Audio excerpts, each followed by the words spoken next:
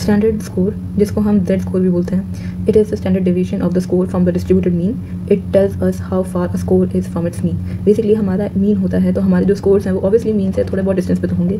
तो जो standard score है वो यही बताता है कि हमारा वो जो वैल्यू है वो अपने मीन से कितनी दूर है, बेसिकली उसका स्प्रेड क्या है. ठीक है, स्टैंडर्ड स्कोर हमारे पास दो तरीके के होते हैं. एक अपना होता है पॉजिटिव स्टैंडर्ड स्कोर और नेगेटिव स्टैंडर्ड स्कोर.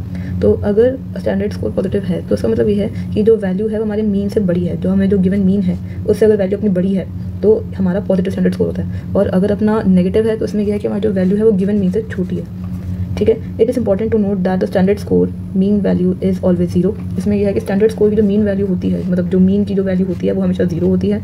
ठीक है, और फिर जो स्टैंडर्ड डिवीजन की वैल्यू है वो हमेशा इक्वल टू 1 होती है. मतलब स्टैंडर्ड डिवीजन जिसको हम एस डी या फिर सिग्मा से नोट करते हैं उसकी वैल्यू 1 होती है.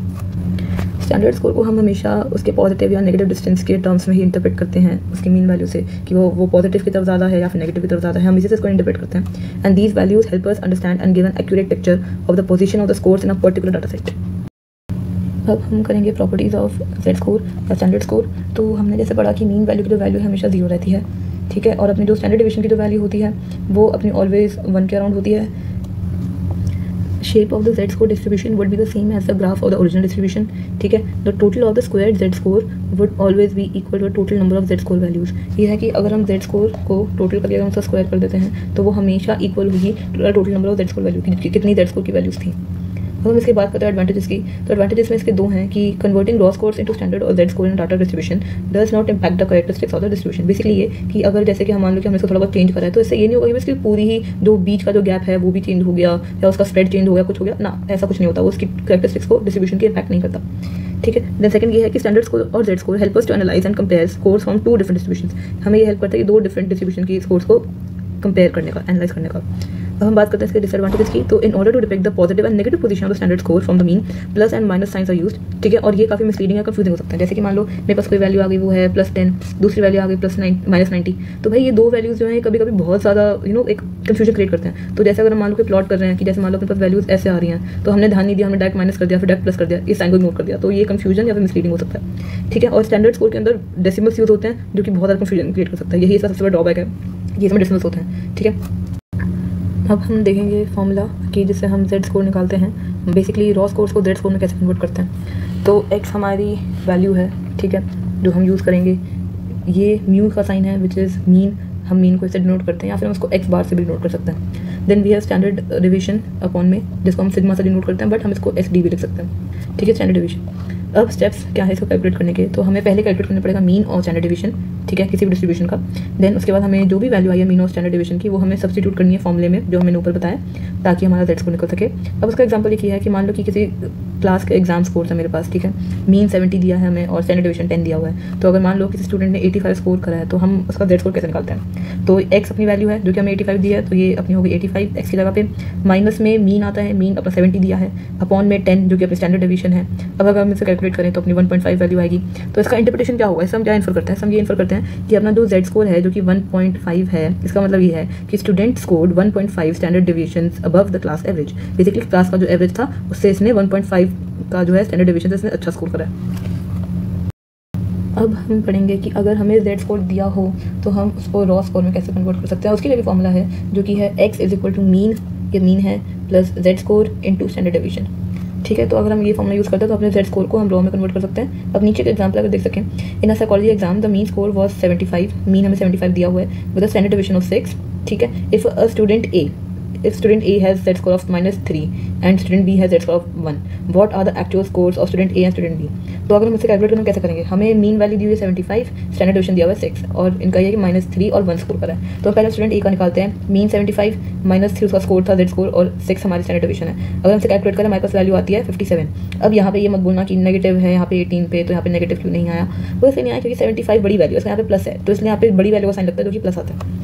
ठीक है, और अपना स्टूडेंट बी का क्या है कि हमारे पास मीन 75 है, जेड स्कोर उसका 1 है और 6 का स्टैंडर्ड डिवीजन है. तो अगर हम इसको करें तो हमारा आता है 81. अब सिंस यहाँ पे कोई नेगेटिव वैल्यू नहीं है तो ये पॉजिटिव ही रहेगा. ठीक है, तो अपने जो स्कोर्स आते हैं स्टूडेंट ए का 57 है एंड स्टूडेंट बी का 81 है.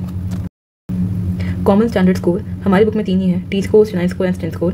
तो टी स्कोर में क्या है कि जैसे हमें पता है कि जेड स्कोर जो है वो डेसिमल पॉइंट्स या फिर फ्रैक्शन में काम करता है, तो जिसकी वजह से कन्फ्यूजन और डिफिकल्टी हो सकती है उसको हमारे डाटा को इंटरप्रेट करने में, ठीक है। तो हम इसको ओवरकम कैसे करते हैं, ये जो लिमिटेशन है इसको हम ओवरकम कैसे करते हैं, तो इसके लिए हमारे पास सबसे रिलायबल और यूजफुल सोर्स है या स्कोर है वो है अपना टी स्कोर, और इसको सबसे पहले यूज़ करा था विलियम ए मैकॉल ने, ठीक है। एंड ये जो इसमें जो टी है ये किसके ऊपर रखा गया, ये रखा गया 2 लोगों के ऊपर जो कि है टर्मन एंड थॉर्नडिके, ठीक है। तो it has a mean of 50, इसका जो मीन वैल्यू है वो 50 की होती है और जो स्टैंडर्ड डिवीजन है वो 10 का होता है। तो इसका फॉर्मूला बनता है t is equal to 10 into Z plus 50, ठीक है। It is almost similar to Z score, but काफ़ी लोग जो है टी स्कोर को ज़्यादा प्रेफर करते हैं क्योंकि इसमें नेगेटिव नंबर्स नहीं होते और ये जो अपनी जो इंटरप्रिटेशन है उसको ज़्यादा ईजी कर देता है, ठीक है। अब इसमें जैसे डेसिमल पॉइंट नहीं है, फ्रैक्शन नहीं है, तो इसकी वजह से कम कन्फ्यूजिंग है और कम डिफिकल्ट है, ठीक है। अब इसका हम एक एग्जाम्पल देखते हैं, जैसे कि in the final year examination of psychology course 2 students namely Maya and Jiya scored the following given marks in the table out of those 2 students whose overall score is better. तो अब यहाँ पे 2 सब्जेक्ट्स हैं, सोशल साइकोलॉजी और developmental psychology. तो अब इसमें माया और जिया के स्कोर हैं, मीन वैल्यूज हमें दोनों टेस्ट के लिए दिया गया स्टैंडर्ड डिवीजन दी। अब हमें कन्वर्ट करना है रॉ स्कोर को टी स्कोर के अंदर। अब हम इसे कन्वर्ट कैसे करेंगे, पहले हम करेंगे सोशल साइकोलॉजी के लिए, ठीक है। तो माया का पहले देखते हैं। तो माया का अगर हम कन्वर्ट करते हैं तो 70 इसका रॉ दिया हुआ था, उसका 80 दिया हुआ था, ठीक है। तो अब हम इसमें सारी वैल्यूज प्लॉट करेंगे। अगर अपना यहाँ पे 10 इंटू जेड है तो हम जेड को खोल के हम इसको ऐसे भी लिख सकते हैं x minus mean by standard division, right, क्योंकि हमें मीन और स्टैंडर्ड डिवीजन दिया हुआ और वैल्यू भी दी हुई है, तो हम यहाँ पे जेड को भी साथ के साथ निकाल लेंगे। तो यहाँ पे हमने जब इसको कैलकुलेट किया तो माया का स्कोर आता है 60 फॉर सोशल साइकोलॉजी एंड जिया का स्कोर सिमिलरली आता है 70, ठीक है। अब हम कैलकुलेट करेंगे डेवलपमेंटल साइकोलॉजी के लिए। तो उसके लिए हमने क्या करा कि उसके लिए हमने इनका टी स्कोर निकाला, सेम मेथड यूज़ करा है कि हमने जेड स्कोर को फॉर्मूला लगा दिया हमने वहाँ पे एंड उसको यूज़ करा, तो उसके अकॉर्डिंग अपना 65 आता है फॉर माया एंड जिया का 60 आता है, ठीक है। अब हम क्या करेंगे, अब हम इन दोनों स्टूडेंट से जो भी टी स्कोर आया है इन दोनों सब्जेक्ट्स में उनको ऐड कर देंगे, ठीक है। हम इनको ऐड करा तो माया का बनता है 125 एंड जिया का बनता है 130। तो इसमें ये हम बोल सकते हैं कि भाई जो जिया है उसने माया से ज़्यादा अच्छा परफॉर्म करा है उसके फाइनल एग्जाम्स में। अब हम बात करेंगे advantages of T score and disadvantages की। तो इसके एडवांटेजेस 2 हैं कि मीन और स्टैंडर्ड डिविजन्स के जो है वो फिक्स्ड हैं। इसका मतलब ये है कि यहाँ पे कोई भी नीड नहीं है किसी भी डेसिमल पॉइंट की, ठीक है। और यहाँ पे कोई भी नेगेटिव साइन यूज़ नहीं होता, सारे होल नंबर्स यूज़ होते हैं, अनप्रोड्यूस होते हैं, और इससे क्या होगा, इससे अपनी बेटर अंडरस्टैंडिंग होती है स्कोर की। देन वी हैव डिसएडवांटेजेस, तो ये भी 2 ही हैं कि in order to get back to the values of the true raw score, कि अगर हमें जैसे जेड स्कोर हमारे पास गिवन था और हमने उससे अपने आप को रॉ स्कोर में कन्वर्ट करा था, तो अगर हम सेम चीज़ यहाँ पे करना चाहें कि हम ट्रू रॉ स्कोर पे जाना चाहें तो हमें ये पता लगाना पड़ेगा कि भाई ओरिजिनल स्कोर का मीन क्या था और ये स्टैंडर्ड डिवीजन की वैल्यू क्या थी, ठीक है। क्योंकि अगर हमें ये पता नहीं होगा तो हम वापस यहाँ पे नहीं आ सकते। देन और ये कि sometimes fixed mean and standard division can create difficulty in analysis. Now we are coming to stanine score. तो स्टेनाइन जो वर्ड है वो शॉर्ट फॉर्म है फॉर द वर्ड स्टैंडर्ड 9 जो मैंने यहाँ लिखा हुआ है, ठीक है। स्टैंडर्ड 9 का शॉर्ट फॉर्म स्टेनाइन है। तो स्टेनाइन का इससे ये मतलब है कि हमारा जो एक जब भी हम कुछ अपनी डिस्ट्रीब्यूशन बनाते हैं तो वो हमेशा एक ऐसा बेल शेप कर्व देती है, ठीक है। तो ये बेल शेप कर्व में ये होता है कि जैसे इसमें 9 पार्टीशंस होते हैं जो कि हो सकता है कि अनइक्वल हो सकता है, नॉट श्योर, ठीक है। तो इसमें हो सकता है कि अनइक्वल हो, तो ये जो 9 डिविजन्स हैं इनका जो है इसको हम स्टेनाइन कहते हैं, ठीक है। तो stanine scores consist of 9 categories with in a mean value of 5 and standard division of 2। Standard division को अगर तुम्हें समझना तो ये समझ सकते हो कि उसका बेसिकली वो डिस्टेंस है, ठीक है, कि वो डिस्टेंस है 2 चीज़ों के बीच का, ठीक है। Stanine scores can be used to convert any score into 9 point single digit, ठीक है। तो इसका फॉर्मूला क्या है, z इंटू 2 + 5, ठीक है। और इसमें ना कुछ क्लासिफिकेशंस भी हैं, ठीक है, जिसको हम ऐसे नोट करते हैं कि जैसे 1 to 3 है तो हम बिलो एवरेज हैं, 4 to 6 है तो एवरेज है और 7 to 9 है तो हम अबव एवरेज हैं, ठीक है। बट इसमें एक चीज़ ध्यान रखने वाली है जिसके बारे में हम नॉर्मल प्रोबेबिलिटी कर्व वाले टॉपिक में पढ़ेंगे। उसमें ये है कि ये जो लाइन्स होती है ना, ये वाली दोनों साइड की, एक तो ये दोनों इन्फिनाइट तक एक्सटेंड होती हैं, ठीक है। दूसरी चीज़ ये कि ये जो लाइन है वो कभी नीचे वाली लाइन को टच नहीं करते, एक्स एक्सिस है ना ये, तो इसको कभी टच नहीं करते। बहुत रेयर केस होता है कि यहाँ पे टच हो रहे हैं वरना नहीं करते हैं ये, ठीक है। अब हम पढ़ेंगे advantages and disadvantages of stanine score. तो इसका एडवांटेज ये है कि it helps us understand where a specific raw score of a test lies related to other test scores, ठीक है। बेसिकली हमें पोजीशन बताएगा कि ये कहाँ पे अपना एक स्पेसिफिक रॉ स्कोर लाई कर रहा है किसी भी टेस्ट में, ठीक है। एंड इसका डिसएडवांटेज ये है कि बहुत बड़ा डिसएडवांटेज है कि test score and stanine score are not equally divided of size, ठीक है। ये देखना, टेस्ट स्कोर जो होता है स्टेनाइन स्कोर के अंदर, ठीक है, इसके अंदर होता है वो इक्वली डिवाइडेड या साइज नहीं होता। Therefore a test score in particular stanine could be closer to score in the next और प्रीवियस स्टेनाइन, ठीक है। तो उसका मतलब ये है कि मान लो कोई भी वैल्यू हुई वो एक्जैक्टली यहाँ पे लाइन ही करेगी, वो उसके आसपास में रहेगी, ठीक है, मतलब उसकी रेंज में रहेगी, बट वो एक्जैक्टली वो वैल्यू नहीं होगी, एक्जैक्टली वो वैल्यू नहीं आएगी। अब हम पढ़ेंगे स्टेन स्कोर के बारे में। तो स्टेन जो है ये भी शॉर्ट फॉर्म ही है फॉर स्टैंडर्ड 10, ये फुल फॉर्म है स्टैंडर्ड 10। तो जैसे हमारा स्टेनाइन स्कोर में था कि बेल शेप्ड कर्व जो था वो 9 डिवीजन में था, यहाँ पे बस 10 डिवीजन है, सेम है बस 10 डिवीजन है, ठीक है। If you take a scale and divide into 10 parts we can call it the sten score scale. However all the 10 units will not be equally divided, ठीक है, 10 इवन यूनिट्स और 10%। These will be divided into bell shaped curve where the majority of scores will lie in the middle, ठीक है, जिसको हम mean या फिर कह लो किसी चीज़ का एवरेज कह रहे हैं, ठीक है, which will the average range, जैसे मैंने बताया, and 2% of score will lie lowest and highest range को in the stand score scale. Basically ये कि मतलब कोई भी स्कोर होगा वो यहाँ पे लोएस्ट या फिर हाईएस्ट वैल्यू पाएगा। इसका फॉर्मूला सेम है, बस स्टैंड स्कोर जैसा ही है, बस यहाँ पे 0.5 ऐड हो गया, ठीक है, क्योंकि इसकी वैल्यू में 0.5 आती है। अब स्टैंड स्कोर की भी क्लासिफिकेशन है, जैसे अब आपने स्टैंड स्कोर की थी, तो अगर 1 या 2 आता है तो we are far below average, अगर 3 या 4 आता है वी आर बिलो एवरेज, अगर 5 to 7 आता है वी आर एवरेज, अगर 8 आता है तो we are above average, and अगर 9 या 10 आता है तो then we are far above average, ठीक है। अब इसका एक एग्जांपल अगर मैं लूँ तो Z वैल्यू हमें दी हुई है, या Z स्कोर की वैल्यू में 1 दी हुई है, हमें निकालना है स्टैंड स्कोर। तो उसको निकालने के लिए 2 हमारा फिक्स्ड है, 5.5 हमारा फिक्स्ड है, मतलब Z की वैल्यू डालनी है, तो हमारा आंसर आएगा 7.5। अब हम आते हैं अपनी वीडियो के अपने इस चैप्टर के सबसे इंपॉर्टेंट पार्ट पे, जो कि है परसेंटाइल। अब परसेंटाइल में हमारे पास 2 पार्ट हैं, एक है पॉइंट एंड एक है रैंक।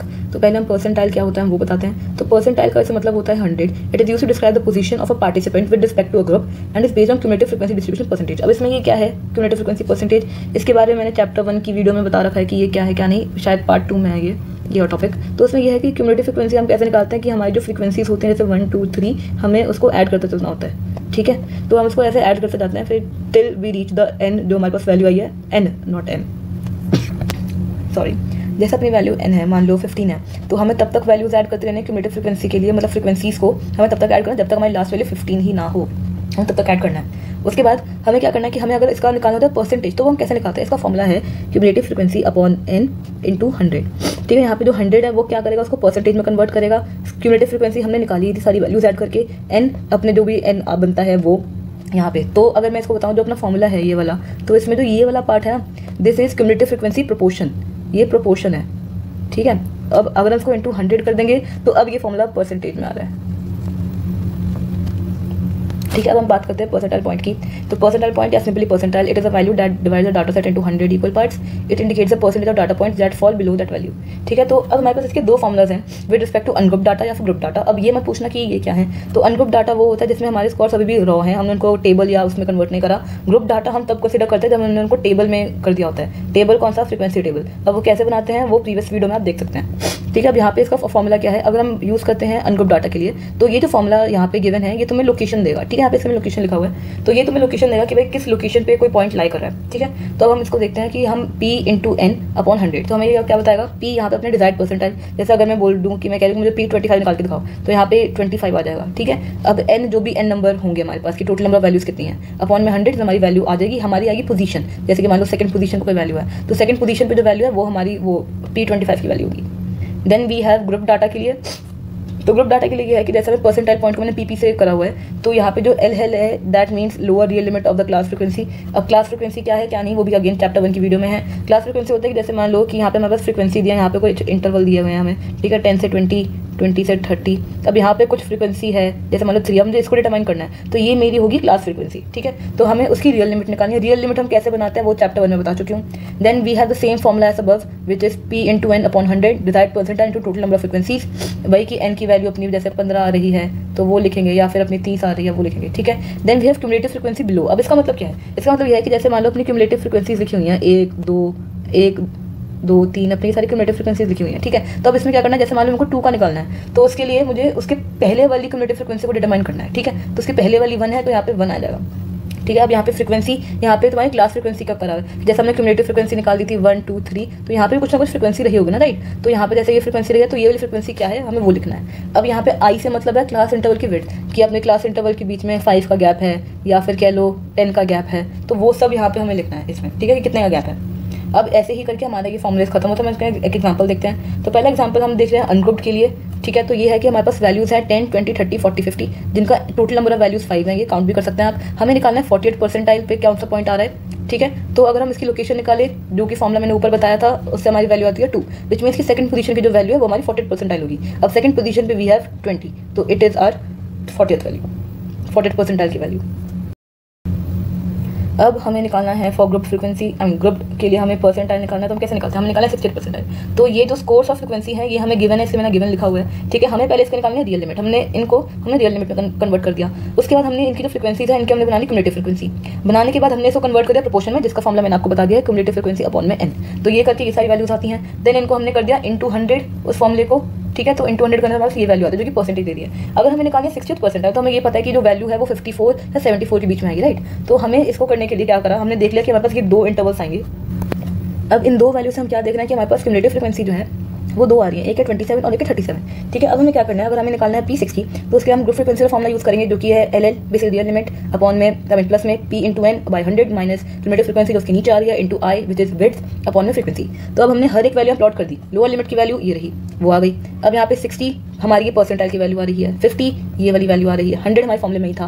अब 27 क्यों आया कि हमें जो है 60 परसेंटाइल बेसिकली इस वाली रेंज में आएगा, बट हमें इसके पहले वाला देखना है, किसके पहले कौन सा आ रहा है, इसके पहले 27 आ रहा है, इसके 27 आएगा और इंटू 4 क्योंकि ये जो इनकी जो विड्थ है वो 4 की है। ठीक है, अब हमने ये फॉर्मूला यूज़ करा, हमारे पास वैल्यू आती है 34.7। ठीक है, जो कि वैल्यू किसके बीच में लाई करेगी, वो आएगी वैल्यू हमें हमारे इसके बीच में, यहाँ पे जो वैल्यू आएगी वो अपना होगा 68%। अब हम बात करने वाले हैं परसेंटाइल रैंक की। It indicates the percentage of scores in a data set that are lower than a given score. It provides relative ranking showing how a score compares to other scores in a group. ठीक है, तो basically ये है कि जैसे हमने जैसे NEET के पेपर दिए हैं, CVT पेपर दिया, तो हमारे पास जैसे मान लो अपनी 1200 रैंक है। ठीक है, 1200 रैंक पे कुछ ना कुछ स्कोर आएगा, जैसे मान लो मैंने लिया कि उस पर आ रहे हैं 1200 रैंक पे तुम्हारा स्कोर मान लो 60 आ रहा है, मान लो। ठीक है, 60 स्कोर है तुम्हारा। ठीक है, ये तुम्हारी रैंक है। तो भाई ये हमें जो रैंक हमें ये बताता है कि भाई कितने लोगों ने इसके बिलो स्कोर करा है या फिर इसके अबव स्कोर करा है। जैसे कि मान लो तुम्हारा अगर 60 पे ये वाली पोजीशन आ रही है 1200, ठीक है, और मैक्सिमम अगर तुम्हारा मान लो 100 है, ठीक है, मैक्सिमम तुम्हारा 100 है, तो काफ़ी लोगों ने इसकी अच्छा स्कोर करा होगा, इससे ऊपर आ रहे होंगे, काफ़ी से नीचे स्कोर करा होगा जो कि इससे बुरे आ रहे होंगे। तो ये हमें यही बताता है कि हमारा जो स्कोर है कि किसने हमें और से कंपेयर करने के लिए कि किसने किससे ज़्यादा स्कोर करा है, किससे किससे कितना कम करा है। ठीक है, अब इसके भी सेम परसेंटाइल पॉइंट जैसे दो फॉर्मूले हैं अनग्रुप्ड के लिए, अनग्रुप्ड के लिए, जो कि हैं कि अनग्रुप्ड के लिए n upon capital N into 100। तो यहाँ पे जो स्मॉल n है वो हमें ये बताता है कि कितने नंबर ऑफ रैंक्स हैं बिलो द पॉइंट। ठीक है, अब इसके अंदर अगर हम ये वैल्यू डिटरमाइन करते हैं ना, तो हम इसमें जो वैल्यू हम निकाल रहे हैं हम उसको भी इंक्लूड करते हैं। ठीक है, ये नहीं होगा कि जो वैल्यू हम निकाल रहे हैं हम उसको इग्नोर कर देंगे, नहीं, हम उसको इंक्लूड करते हैं तब जाके हमारी एक परफेक्ट वैल्यू निकलेगी, वरना there can be an error. ठीक है, और अगर n है बड़ा वाला तो that's total number of scores into 100। Now group के लिए ये है कि x तुम्हारी वैल्यू है, ठीक है, LL तुम्हारी वही लोअर रियल लिमिट, S तुम्हारी class frequency, cumulative frequency below वाली सेम चीज़ जैसे ऊपर थी, एंड यहाँ पे I।